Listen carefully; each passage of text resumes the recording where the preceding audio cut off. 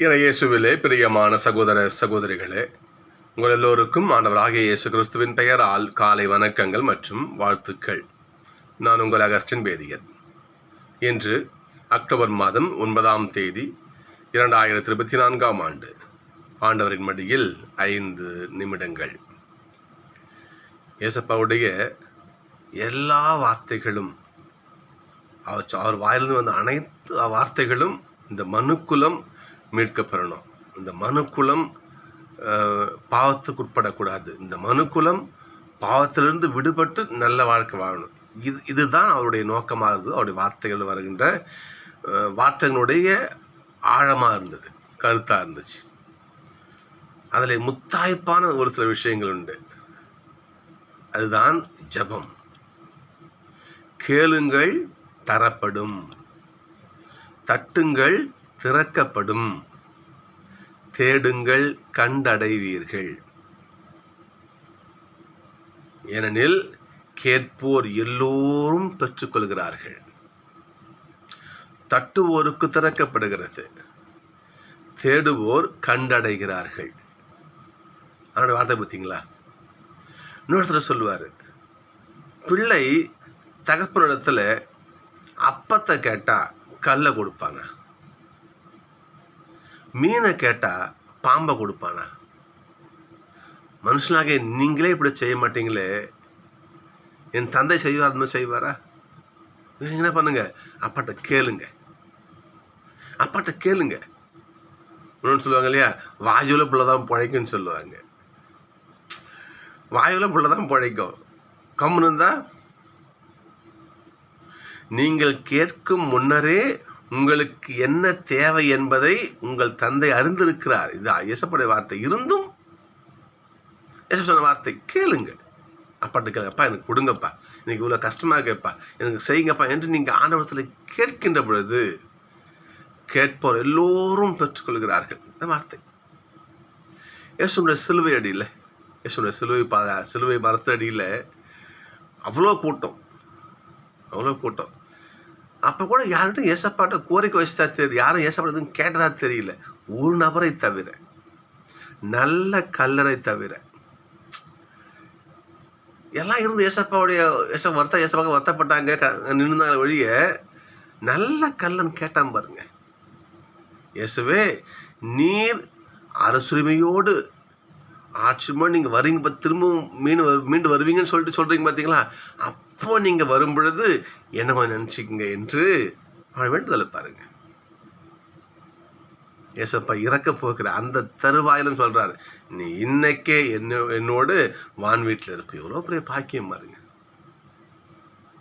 ஏன் சொல்ற, கேட்பவர் எல்லோரும் பெற்றுக்கொள்கிறார்கள். கேளுங்க, கேளுங்க. அந்த கேட்பதை நாம் என்ன பண்றோம்? ஜெபம்னு சொல்றோம். அதான் ஜெபம். ஏசப்பாவும் நாமும் பேசிக்கிறது, கடவுள் நாமும் பேசிக்கிறது, தூய ஆவியான இறைவன் நாமும் பேசிக்கிறது. தான் ஜெபம். நீ பேச உட்கார்பது தெரியும் அவருக்கு. ஆண்டவர் கொடுப்பார், மறுக்க மாட்டார். ஏசப்பாவுடைய வார்த்தை, கேட்போர் எல்லோரும் பெற்றுக்கொள்கின்றனர். ஆனால் எப்படி கேட்குறங்கிறது தான் முக்கியம். உள்ளார்ந்த ஆழமான விசுவாசத்தோடு நீ கேட்டு பாரு, அவனுடைய வல்லமையை பார்ப்ப. ஒரு நிருபர் அன்னை தெரசா மாட்ட கேட்டாங்களாம், அம்மா நான் பார்க்குறேன் இந்த மிஷன் ஆஃப் சேரிட்டி இந்த மருத்துவமனையில் தொழுநோயாளிகளோட புண்ணெல்லாம் கழுவி சுத்தம் பண்ணி எனக்கே அருவருப்பாகுதும்மா. நீங்கள் எப்படிம்மா அப்படிலாம் இது இவ்வளோ விஷயங்களை செய்கிறீங்களே, இதெல்லாம் செய்ய உங்களுக்கு ஒரு மன தைரியம் எங்கேருந்து வருது? உங்களுக்கு பார்க்குற எனக்கே சகிக்கலாமா, எனக்கே ஒரு அருவருப்பாகுதுமா. சீழ் ஒழுகுது, அப்படியே அழுகி போன புண்கள், இந்த புழு பூத்து இருக்கிற மாதிரி அப்படி, அதெல்லாம் எப்படிமா நீங்கள் சுத்தம் இதெல்லாம் எப்படிமான்னு கேட்குறாங்க. இந்த மன வலிமை உங்களுக்கு யாரை கொடுக்குறது, எப்படி வருது என்று ஒரு நிருபர் அம்மாட்ட அன்னை தெரசா அம்மாட்ட கேட்டாங்களாம். அன்னை தெரசம்மா அவரை கூப்பிட்டு போகிறாங்க, வாங்க வாங்க நான் காட்டுறேன். கூப்பிட்டு போயிட்டு டபர்நாக்கிள் நற்கருணை பேழையை காட்டினாங்களாம். அது பாருங்க, என் ஆண்டவராக வீட்டில் இருக்காரு பாருங்க. நான் தினமும் வருவேன், ஏசப்பா முன்னாடி 1 மணி நேரம் உட்காருவேன். மன விட்டு ஏசப்பாட்ட கேட்பேன். அன்றைய முழுவதும் எனக்கு என்ன தேவையோ அனைத்தையும் ஏசப்பா எனக்கு கொடுப்பார். கேளுங்கள் கொடுக்கப்படும், தட்டுங்கள் திறக்கப்படும், தேடுங்கள் கண்டடைவீர்கள். ஏசப்பாவுடைய வார்த்தை. இன்னைக்கு பாருங்க, நற்செய்தியில அற்புதமான பொருள், அற்புதமான வார்த்தை. யோவானுடைய சீடர்கள் என்ன பண்றாங்க? யோவான் ஜபிக்க எப்படின்னு அவன் கத்துக்கிறாங்க. அதை பின்பற்றி ஏசப்பா சீடர்கள் வந்து ஏசப்பட கேட்குறாங்க, இயேசுவே யோவானுடைய சீடர்கள்லாம் அவங்க சீடர்களுக்கு யோவான் வந்து தன்னுடைய சீடர்களை கற்றுக் கொடுக்குறாரு, எப்படி ஜபம் பண்ணணும்னு நீங்களும் சொல்லிக் கொடுங்க. அப்படி கேட்ட சீடர்களுக்கு ஏசப்பா கற்றுக் கொடுத்த ஜபமே என்று கர்த்தர் கற்பித்த ஜபம். பாருங்க பாப்போம்.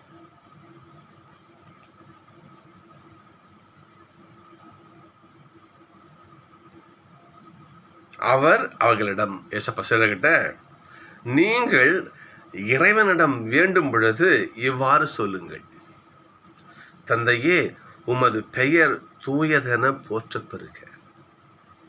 உமது பெயர் தூயது, ஆண்டவரை மாதிரி வாழ்த்துங்க. உமது ஆட்சி வருக, நீங்க எங்களை வந்து ஆட்சி பண்ணுங்க, நாங்கள் இறை ஆட்சிக்கு உட்பட்ட பிள்ளைகள் நாங்கள் இருக்கணும். அடுத்தது, எங்களுக்கு தேவையான அன்றாட உணவை எங்களுக்கு கொடுங்க. அதிகமாக வேணாம், குறைவு வேணாம், எங்களுக்கு என்ன தேவையப்பா உங்களுக்கு தெரியும்ல, உங்களுக்கு தெரியும் என் பிள்ளைக்கு இது வேணும். இந்த உலக அனைத்திற்கும் படி அளக்கிறவர் நீங்க தான். வயல்வெளி செடிகளை பாருங்க, ஒரு பூச்செடியை பாருங்க, காலையில பூத்து மாலையில விழுந்து அழிஞ்சு போயிடு, அந்த மலருக்கு கூட ஆண்டவர் அணி செய்கிறார். அப்படி செய்கின்ற கடவுள் உங்களை மறந்த வாரம் பைபிள் சொல்லப்பட்டிருக்கு. அதனால நம்ம கடவுளை கேட்கணும். நம்ம எப்படி கேட்கணும்? எங்களுக்கு அன்றாட உணவு, எங்களுக்கு என்ன தேவையோ அதை நீங்கள் கொடுங்க, நீங்கள் தினமும். அதுக்கடுத்தது, எங்களுக்கு எதிராக குற்றம் செய்தவர்களை நாங்கள் மன்னித்துள்ளது போல. இது பாருங்க பார்ப்போம். மன்னிப்பது போல, மன்னிப்பதா கிடையாது, ராங். இது பழைய மொழிபெயர்ப்பு வாசிக்கணும். நம்ம அற்புதமாக போட்டிருக்கோம். அதில் எங்களுக்கு எதிராக குற்றம் செய்தவர்களை நாங்கள் மன்னித்துள்ளது போல, நான் மன்னிச்சிருக்கிறேன் பாருங்க ஆண்டவரே, நீங்க என்ன மன்னிங்க. ஏசப்பட வார்த்தை, மன்னியுங்கள் மன்னிப்பு பெறுவீர்கள். ஏசப்பட வார்த்தை இது. ஏசப்ப ஜபம் தான் இருக்கும். இது புது மொழிபெயர்ப்பில் எனக்கு ஏற்புடையதாக இல்லாமல் இருக்கிற ஒரு விஷயங்கள் இது ஒன்று. இன்னைக்கு இதுக்கு முன்பாக இருந்த டெக்ஸ்ட் எடுத்து பாருங்க, அதுக்கு முன் பைபிள் எடுத்து பாருங்க, பார்ப்போம். இப்படி தான் இருக்கும். எங்களுக்கு எதிராக குற்றம் செய்தவரை நாங்கள் மன்னித்துள்ளது போல, நான் மன்னிச்சிருக்கிறேன் ஆண்டவரே, நீங்க என்ன மன்னிங்க. மன்னித்துள்ளது போல எங்கள் பாவங்களை மன்னிச்சிங்க. அப்போ எங்களை சோதனையிலிருந்து சோதனை உட்படுத்தாதீங்க. யார் மீது கடவுள் அன்பு கொண்டிருக்கின்றாரோ அவங்களே கடவுள் சோதிப்பார். நம்ம நிச்சயம் நல்லதுக்கு தான் இருந்தாலும் தாங்கணுமா, நம்ம தாங்கணுமா. யோபு தாங்கினாரு. ஏசப்பட சோதனை, யாரோட சோதனை யோபு தாங்கினாரு. நம்ம தாங்குவோமா? ஏசப்ப சொல்லிருக்கா பாருங்க, எங்களை சோதனைக்கு உட்படுத்தாதீங்க ஐயா. சோதனை நல்லது தான். எப்படி ஒரு பொன், ஒரு தங்கம் உலையிலிட்டு சுத்தம் செய்து சுத்தமான தங்கமாக அது பிரிக்கப்படுகிறதோ, அதுக்குள்ள தூசு துரும்பெல்லாம் நீக்கப்பட்டு சுத்தமான தங்கமாக மிளிர்வதற்கு அது உருக்குவாங்க போட்டு. அதான் சோதனை. அதே போல என் பிள்ளை, என்னுடைய செல்ல பிள்ளை, எனக்கு உகந்த பிள்ளை தான் என்று கடவுள் என்பிப்பாக்க சோதனை கொடுப்பாரு. நம்ம தான் தாங்கணும். எசப்பாடி வார்த்தை, சோதனை உட்படுத்தாதீங்கப்பா, எங்களை தீமை கிட்டது எங்களை காப்பாத்துங்க. பெருசா அப்படியே என்ன சொல்றாங்க இல்லையா, அப்படியே வளர்ந்து அடுக்காதீங்க. சொல்லுவார் இல்லையா, உங்களுடைய ஜபம் அவருக்கு சிம்பிளா இருந்தா போதும். உங்களுக்கு தேவையான அப்பாவுக்கு தெரியும். அதனால நிறைய அடிக்கிட்டே போறதால உங்கள் ஜபம் கேட்கப்படுதுன்னு நினைக்காதீங்க. எசப்பாடி வார்த்தை சத்தன சுருக்கம், இதுதான் ஜபம் ஐயா. முதல்ல ஆண்டவரை போற்றுது. ஆண்டவரே, உமது பெயர் தூயது. ஆண்டவரே, உங்க ஆட்சியை கொண்டு வந்து எங்களை வழி நடத்துங்க என்று. எங்களுக்கு என்ன தேவையோ அதை கொடுங்க. எங்களை பாவங்களை மன்னிச்சுக்குங்க. எப்படி? நான் மன்னிச்சிருக்கேன் பாருங்க ஏசப்பா. அந்த எங்களை பாவத்தை மன்னிச்சுக்குங்க. எங்களை சோதிக்காதீங்க. தீமை கட்ட எங்களை காப்பாத்துங்க. ஆமென். சும்மா ஜெபம் பாருங்க. ஜெபம் நம்மை அனைத்திலிருந்தும் காத்து வழிநடத்தும். ஏசப்பா தனியாக ஜபிக்க போவார். சிலர் என்ன பண்ணுவாங்க, ஒரு யாகப்பர், அருளப்பர், ராயப்பர் 3 பேர் இப்போ கூப்பிட்டு போய் வழக்கம் இல்லையா, கூப்பிட்டு போவாங்க. இவங்க 3 பேரும் ஏசப்பா ஜபிச்சுட்டு வருவார். இந்த 3 பேரும் தூங்கின்னு இருப்பாங்க. கேட்பாரு, 1 மணி நேரம் வீழ்த்துன்னு ஜபிக்கூடாதா? திரும்ப சொல்லுவார், சோதனைக்கு உட்படாமல் இருக்க விழித்திருந்து ஜபியுங்கள்னு சொல்லுவார். நாம் எல்லா சோதனையும் வெற்றி பெற, எல்லா துன்பத்திலிருந்தும் துன்பத்தை வென்று நாம் மேல வர ஜபம் மிக பெரும் கருவி. சொல்ல ஜபமே ஜெயம்னு சொல்லுவாங்க. வாயுர புள்ளதாங்க பழிக்கும், வாயுர புள்ளதான் பழிக்கும். கம்முன்னு இருந்தா ஜபிக்கணும், ஜபிக்கணும். எங்களுக்கு கொடுங்க ஏசப்பா, எங்களுக்கு கூட கஷ்டப்படுற எங்களுக்கு செய்யுங்க ஆண்டவர், எங்களுக்கு செய்யுங்க. கடதான் தெரியும் அவருக்கு, கடதான் கொடுப்பாரு. நம்முடைய தேவையை ஏசப்பா ஆண்டவர் அறிந்திருக்கிறார், அவருக்கு தெரியும் அவருக்கு. இருந்தாலும் நாம் கேட்கும் பொழுது அதற்கு மகிழ்ச்சி. இப்போ நான் இருக்கிறேன், என்னுடைய மகள் படிக்கிற வச்சுங்களேன். என் மகளுக்கு எனக்கு தேவை எனக்கு தெரியும், அதை சரியாக செய்ய பிள்ளைங்களாம் செய்வேன் நான்.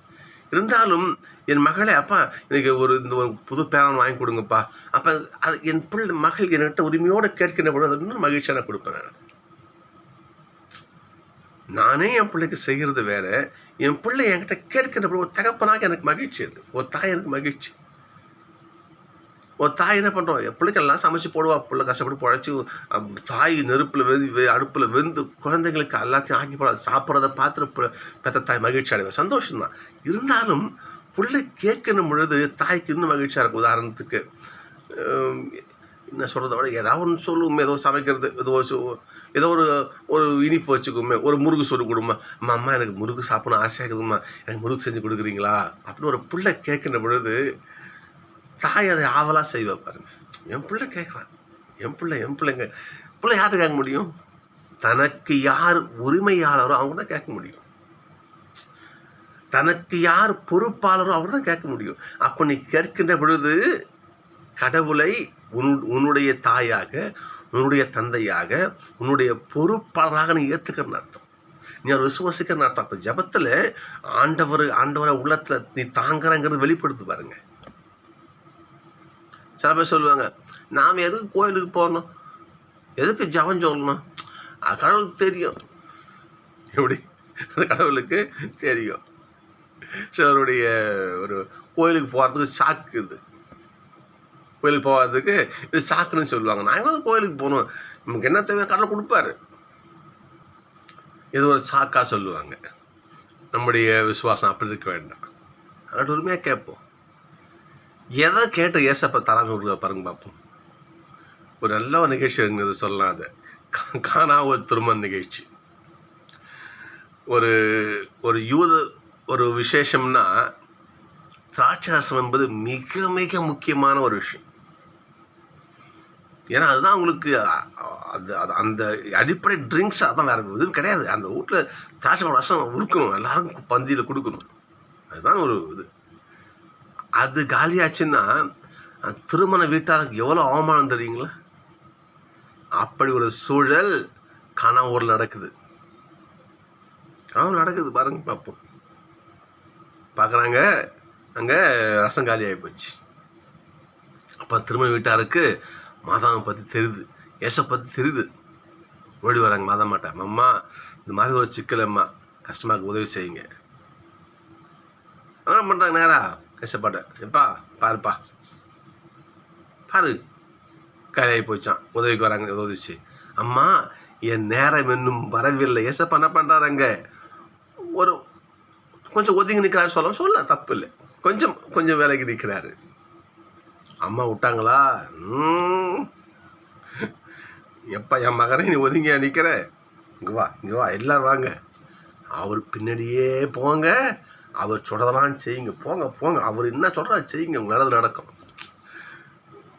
அந்த திருமண வீட்டார் கேட்டார்கள், மிக சுவையான ரசத்தை பெற்றுக்கொண்டார்கள். கேட்போர் எல்லோரும் பெற்றுக்கொள்கிறார்கள், தேடுவோர் எல்லோரும் கண்டடைகிறார்கள், தட்டோர் எல்லோருக்கும் திறக்கப்படுகிறது. சகோதரர்களே, ஆழத்தில் கேட்போம். ஜபமே ஜெயம். சோதனைக்கு உட்படாமல் இருக்க விழித்திருந்து ஜபியுங்கள். எனவே நாம் நம்முடைய எல்லா சூழ்நிலைகளும், எல்லா காலகட்டத்திலும் இல்லையா, உதாரணத்துக்கு உன் மனசு மகிழ்ச்சியா இருக்குது, நன்றி ஜபம் சொல்லுங்க. நன்றி ஜபம் சொல்லுங்க.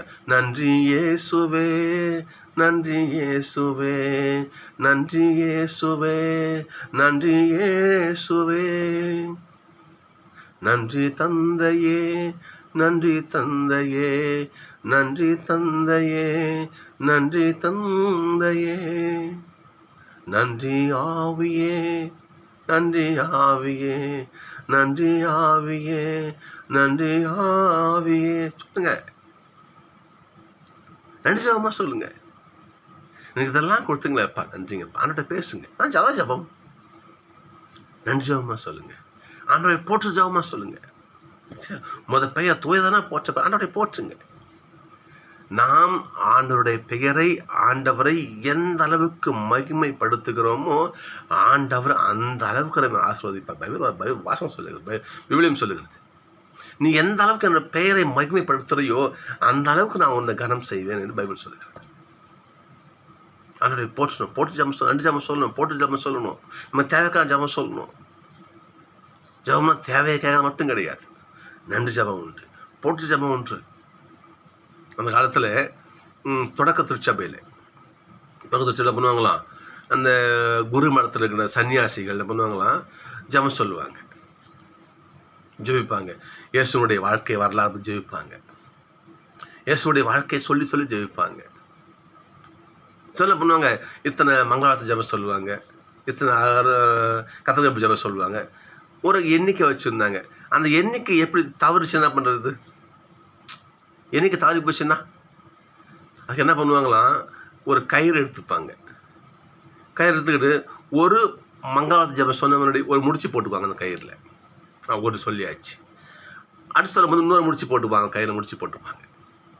இப்படியே அந்த ஜபத்தை சொல்லி சொல்லி ஒரு முடிச்சு போட்டுப்பாங்க. அப்படி அப்போது சரியான எண்ணிக்கையில் முடிச்சிருந்தா ஜபம் முடிச்சுன்னு அர்த்தம். இப்படி போடப்பட்ட முடிச்சுதான் நாளடைவிலே ஜப மாலையாக உருவெடுத்தது. ஜப மாலை, ஜபங்களால் நாம் ஆண்டவருக்கு செய்கின்ற அந்த ஒரு மாலை தான் ஜப மாலை. திரும்ப சொல்றேன், ஜபிக்கின்ற குடும்பம் கோடி பெறும். ஜபமே ஜெயம். ஆனால் அந்த ஜபம் ஒரு சுயநல நோக்கோடு நமக்காக இருக்கக்கூடாது, பிறருக்காகவும் இருக்கணும். அது ஆண்டவருக்கு பிடிக்கும். நாம் இதை பரிந்துரை ஜபம் சொல்லுவோம் இல்லையா, அப்படி ஜபிக்கணும். நாம் அப்படி ஜபிக்கின்ற பொழுது கடவுள் நம்ம இன்னும் நிறைய ஆசீர்வதிப்பார். நீ முதல் வாசகம் பாருங்களேன், பவுல் அடிகளார், பிற இன மக்களுக்கான திருத்தூதர் நான் பிற இன மக்கள் பவுல்ல பண்றாரு, பிற இன மக்களுக்கிட்டேயே போறார். எனக்கு யூத மக்கள் தேவை கிடையாது, நீங்க அதை பாவங்களை நீங்க பார்த்துங்க என்று பவுல் பிற இன மக்கள் கிடையாது, அவங்களும் ஆண்டவர் என்ன பண்றாரு, கூட்டு போய் ஒரு தேசம் பாதுகாப்பு செய்கிறார், ஜபிக்கிறார். ஜபித்து ஜபித்து ஜபித்து ஊழியத்தில் சிறந்து விளங்கி எண்ணற்ற ஆண்டோடைய பிள்ளைகள் என்ன பண்றாரு, பிற இன சகோதரர்களே என்ன பண்றாரு, கிறிஸ்து ஒன்று சேர்க்கிறார். ஜபம் அவருடைய பணிவாழ்வை சிறக்க வைத்தது. ஏசப்பாவுடைய வார்த்தை அதானே. மார்க் 16 பாருங்க, 15 உலகெங்கும் சென்று படைப்புக்கெல்லாம் நற்செய்தி அறிவியுங்கள். அதான் திருப்பாளர் தான் இன்னைக்கு, திருப்பாள் சங்கீதம் தான் இன்னைக்கு, முதல்ல சங்கீதம் தான் இன்னைக்கு. உலகெங்கும் சென்று படைப்புக்கெல்லாம் நற்செய்தி, படைப்புக்கெல்லாம் இல்லையா, அதில் மரம் செடி கொடி ஆடு மாடு என்ன சொல்றது, மலை மாடு அனைத்துக்கும் ஆண்டவருடைய அருளை சொல்ல வேண்டும், அவருடைய வார்த்தையை சொல்லணும். உலகெங்கும் சென்று படைப்புக்கெல்லாம் யாரும். ஆனால் முதல்ல என்ன பண்ணாங்க, சீடர்கள் என்ன பண்ணாங்க, யாக்கோபு என்ன பண்ணாரு, யூத மக்களுக்காகத்தான் போனாங்க. பவுல் ஏசப்படி வார்த்தையை பின்பற்றி அனைவருக்கும் அவனுடைய செய்தி, அனைவருக்கும் அவனுடைய செய்தி. எப்படி முடிந்தது? ஜபித்தார். ஜபித்து ஜபத்தின் வெளிப்பாடு அவருடைய வெற்றி. பவுலுடைய வார்த்தை, நீண்டதொரு பயணத்தை நான் ஓடினேன், ஓட்டத்தை முடிச்சிட்டேன், வெற்றி வாக எனக்கு காத்திரு. எப்படி முடிந்தது? ஜபித்தார். பவுல் ஜபித்தார். ஜபமே ஜெயம். சகோதரர்களே, நாம் நம்முடைய வாழ்க்கையிலே எல்லா சூழ்நிலையிலும் ஜபிப்போம்.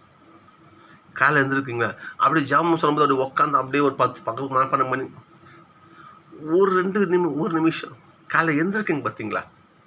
எந்திருக்கிற பொழுது அந்த முதல் அதை முழிக்கும் போது ஆண்டவர் ஒரு நிமிஷம், ஆண்டவரே இந்த நாளை எங்களுக்கு கொடுத்துருக்கீங்கப்பா, இந்த நாளை ஆசீர்வதிங்க, நாளை எல்லா பணிகளையும் ஆசீர்வதிங்க என்று ஒரு நிமிடம் ஆண்டோட ஜபம் சொல்லிட்டு எழுதுறீங்க. ஒரு பணியை செய்கிறீங்க இல்லைங்களா? உதாரணத்துக்கு ஒரு பேருந்து பயணமே போகிற வச்சுங்களேன், ஆண்டவரே ஏதோ ஒரு வேலையானவரை நாங்கள் பயணம் பண்ணுறோம், இந்த பயணத்தை ஆசீர்வதிங்கப்பா, எந்த தடையும் இல்லாமல் அந்த பயணம் நல்லபடியாக முடியணும், ஒரு கிருபை செய்யுங்க. ஜபம். உங்களுக்கு நல்லபடியாக முடியுது, ஒரு நன்றி ஜபம் சொல்லுங்கள். ஆண்டவரே உங்களுக்கு ஜெபிச்சேப்பா, நாங்கள் நல்லபடியாக முடிச்சு கொடுத்தீங்க, நன்றி அப்பா. ஒரு கைக்கு நன்றி சொல்லுங்கள், நன்றி ஜபம் சொல்லுங்கள். ஆண்டவரே போட்டு ஜபம் சொல்லுங்கள். இதை இப்போ அவருடைய வாழ்க்கையில் அந்த வாழ்க்கையும் ஜபமும் ஒன்றாக கலந்திருக்கின்ற பொழுது ஆண்டோட அருளாசி நம்ம நிறைய பொழிவார் அப்படி நம்ம மேலே. ஜபமே ஜெயம். சோதனைக்கு உட்படாமல் இருக்க விழித்திருந்த ஜபிங்கிறது ஆண்டோடைய வார்த்தை. இது ஜபிக்கிறவன் ஒரு போதும் சோதனைக்கு உட்பட மாட்டான். ஏனென்றால் நமக்கு நம்மளுடைய ஆண்டவுடைய கரம் கையிலே இருக்குது இல்லையா? அதாவது நம்ம ஆண்டவரை நம்பி அவர்கிட்ட கேட்காத போதும் சிக்கலை மாட்டிக்குவோம். நம்ம புரியுதுங்களா? சிக்கலை மாட்டிக்குவோம். கடலை படகுல போயிட்டு இருக்காங்க, ஏசப்பா தூங்குறாங்க, புயல் அடிக்குது, சீடர்களும் பயப்படுறாங்க. ஐயோ ஆண்டவரே சாக போறோம் அடப்பா. என்ன விசுவாசம் பாருங்க. அப்போ ஆண்டவரை எங்களை காப்பாத்துங்க, நாங்க பாருங்க இப்படி சொல்லலாம், சாக போறோம், செத்துட்டு போறோம், அந்த விசுவாசம் பாருங்க. ஏன்னு சொன்னா நம்ம கேட்ட ஆண்டவர் செய்வார். அவிசுவாசம் வேண்டாம், விசுவாசத்தோடு ஜபிப்போம். நிச்சயம் அந்த ஜபத்துக்குரிய பலனை நாம் பெறுவோம். சிறப்பாக இல்லையா? இந்த மாதம் ஜெபமாலை மாதம் இன்னைக்கு அம்மா வழியாக ஜபிப்போம். அடுத்த மாதம் இல்லையா, இறந்த விசுவாச நினைவு கூறுகின்ற மாதம். ஞாபகம் வச்சுக்கோங்க, நவம்பர் மாதம் தினமும் ஒரு கல்லறைக்கு போங்க. யாரும் நினையாத அந்த ஒரு கல்லறைக்கு போய் அவங்களுக்காக ஜபிங்க. வழக்கமாக நான் செய்வேன், அது எனக்கு ரொம்ப பிடிக்கும். எனக்கு அது நம்முடைய உறவுக்காரன் கல்லறைக்கு போகிறோம், நம்ம ஜபிக்கிறோம். இருந்தாலும் அப்படியே பார்ப்பேன், ஒரு சில கல்லறைகள் யாருமே அந்த கல்லறை பார்க்க மாட்டாங்க. அது மிக பழமையானதாக கிடக்கும், யாரும் அதுக்கு ஒரு இது செய்ய மாட்டாங்க. நான் அங்கே போய் ஜபிப்பேன் அவங்களுக்காக. இது நான் உங்களுக்கு சொல்லணும்னு உண்மையை சொல்கிறேன். ஜபிச்சு பாருங்க, அந்த ஆன்மாவுக்காக, யாரும் நினையா ஆன்மாக்களுக்காக, உத்திரிக்க ஸ்தல ஆன்மாக்களுக்காக. இதை போல பரிந்துரை ஜபம் செய்கின்ற பொழுது ஆண்டோடைய அருளாசி மிக எளிமையாக நமக்கு கிடைக்கும். நீங்கள் ஜெபிச்சு பாருங்களேன். நீங்கள் ஒரு குட்டி கதை ஒன்று சொல்லுவாங்க, அது சொல்ல நிறைவு செய்கிறேன் நான். ஒரு காட்டில் ஒரு முனிவர் என்ன பண்ணுறாரு, மிக கடும் தவம் செஞ்சுட்டு இருக்காரு. அப்போது அந்த பக்கம் ஒரு சிறுவன் எப்பவுமே ஆடு மாடு ஓடின்னு இருப்பான். அந்த பக்கம் அந்த பையன் தினமும் அந்த முனிவரை பார்க்குறான். இவர் என்ன ஒரு தினமும் இவ்வளோ கடுமையாக கண்ணை மூடி உட்காந்து தியானத்தில் இருக்கிறாரு, இவர் சாப்பிட்டாரா கொண்டாரா இவர்? ஏன்னா வயிறெல்லாம் ஒட்டி போய் எல்லாம் பசியாக கிடக்குறாரு. எப்படி இந்த மனுஷன் எப்படி சாப்பிட்டா கொண்டாரு? இந்த பையனுக்கு போய் என்ன பண்ணுறான், எழுப்புறான். ஐயா ஐயா ஐயா எந்திருங்க ஐயா. அவரு அசைவு இல்லாமல் அந்த ஆழ்ந்த தியானத்தில் அவர் நம்ம முனிவர் இருக்கார். வேகமாக குரல் கொடுக்குறோம், ஐயா ஐயா எந்திருங்க. அவர் முடிச்சுப்பார், என்னப்பா என்ன விஷயம், என் தியானத்தை ஏன் கலைச்சேன்? ஐயா நானும் கொஞ்ச நாளாக பார்க்குறேன், பசி தண்ணி கூட உங்கள் படல, எதுக்கு இந்த மாதிரி இருக்குங்க? இந்தாங்க எங்கள் தூக்கு சோறு இருக்குது, நீங்கள் சாப்பிட்டு என்ன பண்ணுங்க, நீங்கள் சாமி கும்பிடுங்க, இந்தாங்க அந்த தூக்கு சட்டி அவர்கிட்ட கொடுக்குறான். அவர் சொல்கிறாரு, கடவுளை பார்க்காமல் எச்சில் போட்டு நான் கூட்டி முழுங்க மாட்டேன்னு சொல்கிறேன். அவ்வளோ கடும் தவத்தில் இருக்கிற தியானத்தில் கடவுளை பார்க்காம நான் பச்சை தண்ணி குடிக்க மாட்டேன்னு சொல்கிறேன். இன்னும் அவர் ஆழ்ந்த தியானத்துக்கு போயிடுறாரு. கொஞ்ச நேரம் கழிச்சு அவருக்கு அந்த முனிவருடைய காதில் ஒரு குரல் கேட்குது, ஐயா ஐயான்னு பயங்கரமாக அந்த ஒலி கேட்குது. அவர் தியானத்தை கலைத்து பார்க்குறாரு. ஒரே ஆச்சரியம், ஒரே ஆச்சரியம். அந்த சிறுவன் கடவுளை பிடிச்சி கூட்டின்னு வரான், ஈர்த்துன்னு வரான். வாங்க வாங்க அங்கே பாருங்க, போகிறது எல்லாம் கடற்கரை வாங்க என்று அந்த கடவுளை அவன் கூட்டின்னு வரானான். அந்த சிறுவன் போயிட்டு ஒரு கற்பனை கதை இது. அப்போ அந்த முனிவர் ஓடி வராரு. ஆண்டவர் பார்த்து சாஷ்டாங்கம் கடவுளை பார்த்து ஓடுறாரு. கடவுளே, இவ்வளோ கடன் தவம் செஞ்சேன்னு எனக்கு நீங்கள் காட்சி கொடுக்கலையே, என்ன நீங்கள் எனக்கு காட்சி கொடுக்கலையே. நீங்கள் இந்த ஆடு ஓட்டுற பையன் அவனுக்கு ஈஸியாக நீங்கள் காட்சி கொடுத்துருங்களேன்னு கேட்டாராம். அது கடவுள் சொன்னாராம், நீ உனக்காக என்ன பண்ண, நீ என்னை பார்க்கணுன்னு சொன்னேன். நான் பார்க்கணும், எனக்கு வேணும், நான் உங்களை தரிசிக்கிறேன், உனக்காக நீ செஞ்ச, அதனால் கொஞ்சம் லேட்டாக உன் கண்ணுக்கு நான் தெரிகிறேன். அந்த ஆடு ஓட்டுற பையங்களாம் பார்த்தீங்களா, அவனை என்ன செஞ்சான், நீ நல்லா இருக்கணும்னு என்ன தேர்னான், அவனுக்காக என்ன தேரல. நீ பட்டினி காந்தங்க செத்துற போற, நீ இந்த மாதிரி வயிறு விட்டு போய் கிடக்குறியே என்று உனக்காக என்னை இவன் தேடினான். நான் ரொம்ப சீக்கிரமாக இவன் கையில் சிக்கிட்டேன்னு சொல்லிட்டு கடவுள் சொன்னாரான். சகோதரர்களே, நாம் பிறருக்காக செய்கின்ற ஜெபம் ஆண்டவரிடத்தில் ஆண்டவரால் உடனடியாக கேட்கப்படும். தான் பரிந்துரை ஜெபம்னு சொல்லுவாங்க. எனவே நாம் ஜெபம் முக்கியம். நமக்காகவும் ஜெபிப்போம், தப்பு இல்லை. மாறாக இன்னும் கூடுதலாக சேர்த்து பிறருக்காக ஜெபிப்போம். நம்ம கூட வேலை செய்கிறவங்களாக ஜெபிப்போம். நம்ம தெருவில் மக்களுக்காக ஜெபிப்போம். உதாரணத்துக்கு நம்ம மருத்துவமனை இருப்பாங்க, மருத்துவமனை சந்திக்க போங்க, அவங்களுக்காக வேண்டிங்க. இப்படி நாம் பிறருக்காக பரிந்துரை ஜெபம் செய்கின்ற பொழுது அதை கடவுள் அவங்களுக்கு ஆசிரியராக கொடுப்பார். அது மட்டும் இல்லாமல் அந்த ஆசிரியர் நமக்கும் வந்து சேரும், நம்மையும் கடவுள் ஆசிர்வதிப்பார். நாம் ஜெபிக்கின்ற பிள்ளைகளாக, ஜெபிக்கும் ஜெப வீரர்களாக மாற முயற்சி செய்வோம். நன்றி, நாளை சந்திப்போம்.